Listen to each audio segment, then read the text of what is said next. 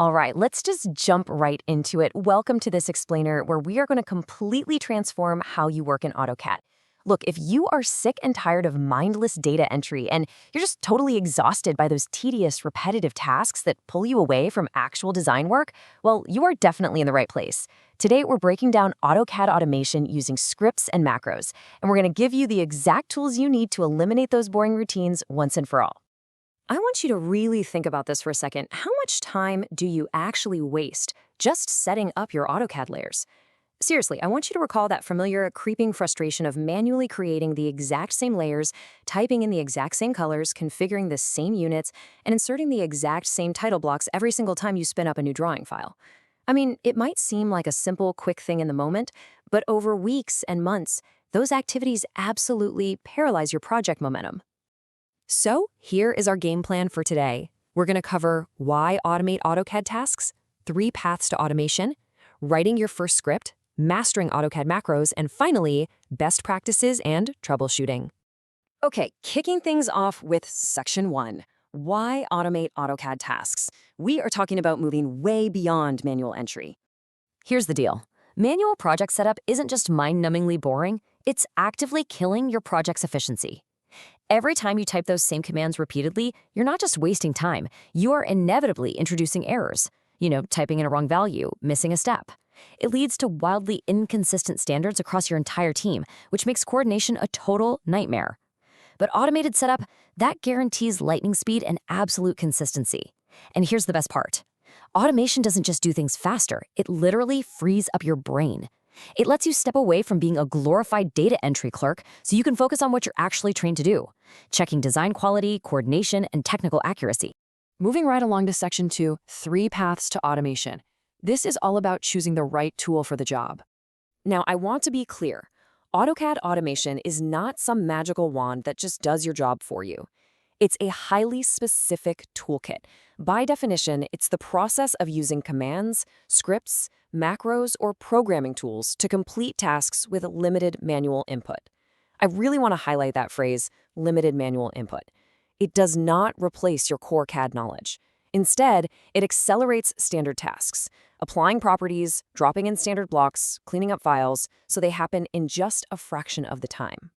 So you basically have 3 distinct tools in your arsenal here. First up, the AutoCAD script. This is stored externally as a .scr file. Its main purpose is to run a sequence of commands, which makes it absolutely perfect for heavy-duty drawing setups and batch procedures. A command macro, on the other hand, lives right inside your AutoCAD interface.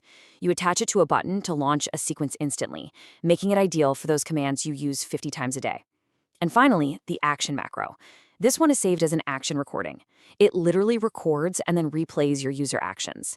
It's a lifesaver for workflows that are just way easier for you to record visually rather than trying to write them out in text. Let's get into the really fun stuff. Section 3, writing your first script. This is where we start commanding AutoCAD with plain text. Picture this. You're working at an architectural firm, and you need the exact same standard layers every single time you open a file. Well, here is your playbook for scripting that entire process.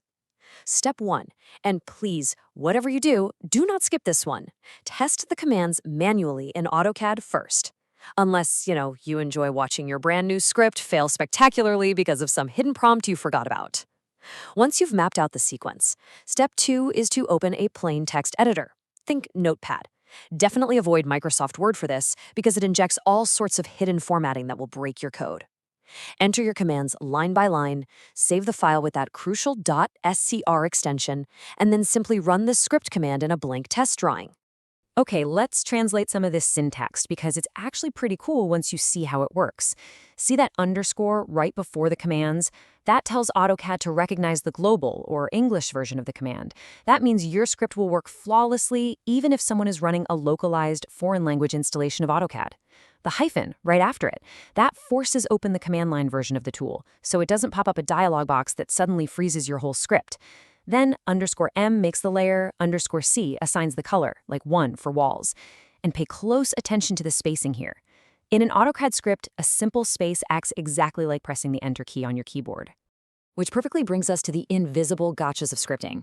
You literally have to remember that AutoCAD reads your plain text exactly like command line input. A single space or a completely blank line, that equals pressing enter.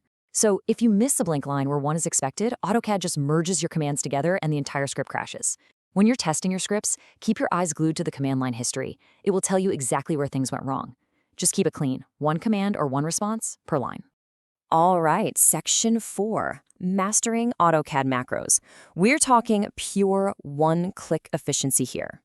If scripts are the heavy lifters for drawing setups, macros are your best friend for quick, repetitive actions that you just want bound right to your ribbon panel. But to use them, you gotta decode a few special symbols first. The absolute most vital one is "C" that cancels any currently running command in AutoCAD. It is absolutely crucial that your macro begins with this. Otherwise, whatever command you accidentally left running is going to completely ruin your new sequence. We also use the semicolon, which represents pressing enter, and the backslash, which is brilliant because it pauses the macro so you can actually input a value or click a point on screen before the automation picks right back up. So let's look at a one-click macro in the wild. Right at the start, it hits cancel twice to clear out any active operations.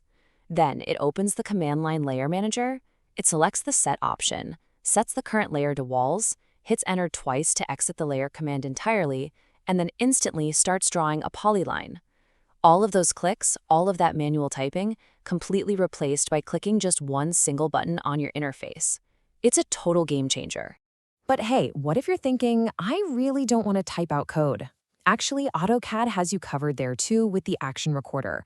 This is just a fantastic alternative for visual learners. You literally open a test drawing, type ACT record, and just do your normal workflow right there in AutoCAD. Select your objects, move layers, change some colors. When you're finished, type ACT stop and save it. It spits out a .actm file that you can replay whenever you want. It's incredibly accessible. Which brings us to our final stretch, Section 5, Best Practices and Troubleshooting. This is how we keep your new automation running smoothly. Look, breaking things is just part of the learning process, for sure. But we can definitely put up some guardrails, starting with how you manage your files. Naming a file something like setup.scr is incredibly vague. It's hard to manage, and if you share it with your team, it's actually pretty risky because nobody knows exactly what it does.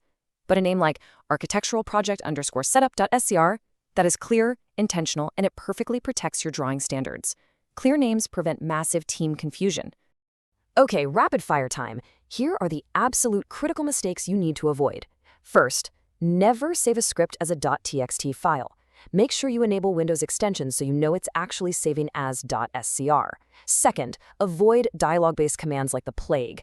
Always use the hyphen to get the command line version so your script doesn't just sit there frozen, waiting for you to click a pop-up window. Third, and I cannot stress this one enough, never ever test your automation on an active, important project file. Always use a blank temporary file.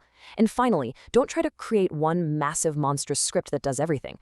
Divide those complex workflows into small, reusable tools that are actually easy to test. And when things inevitably go sideways, because they will, here is your troubleshooting checklist. If a script stops abruptly, look for a missing blank line or a rogue dialog box that popped up.